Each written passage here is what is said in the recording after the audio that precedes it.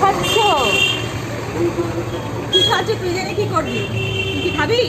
না আমি খাবো খাবি না।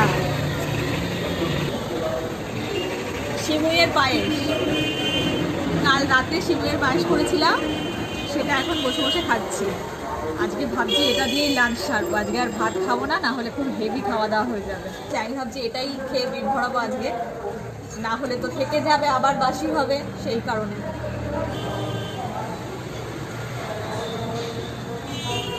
মাম বলে, মা তুমি ভাত খাওয়া ছেড়ে দাও, অনেক মোটা হয়ে যাচ্ছ, ডায়েট করো।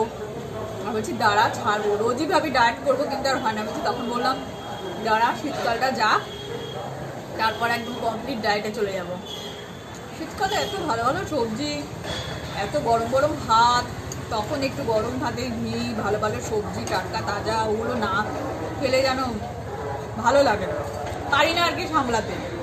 বাঙালি মানেই তো মাছের ভাতে বাঙালি, বলো। আমার না এই সিমুয়ের পায়েসটা ভালো লাগে, কিন্তু খুব বেশি ভালো লাগে না। চালের পায়েসটা নতুন গুড় দিয়ে যেটা হয়, সেই পায়েসটা খেতে বেশি ভালো লাগে, যদিও এটাও নতুন গুড় দিয়েই করেছি। তোমার দাদা ভাই বেশি পছন্দ করে সিমুয়ের পায়েসটা। তারপর সামনেই তো পৌষ সংক্রান্তি আসছে, সবার বাড়িতেই নিশ্চয়ই পিঠে পুলি হবে। তা কে কি পিঠে পুলি করছো আমাকে কমেন্টে জানিও। আমাদের বাড়িতে পিঠে পুলির অত ঝামেলা নেই, কারণ তোমার দাদা ভাই অত ভালোবাসে না, ও একটু পাটিসাপটাটা ভালোবাসে, আর মাংস পিঠে খাই না, ওই জন্য খুব একটা পিঠে পুলি বানানোর খুব একটা চাপ। কিন্তু আমি পিঠে পুলি খেতে খুব ভালোবাসি, কিন্তু নিজের জন্য শুধু করতে ভালো লাগে না, আমাকে আমার মা পাঠিয়ে দেয়, আমার বড় ননদ পিঠে করে পাঠিয়ে দেয়, তো আমি ওইগুলোই বেশ খাই, ভালো লাগে।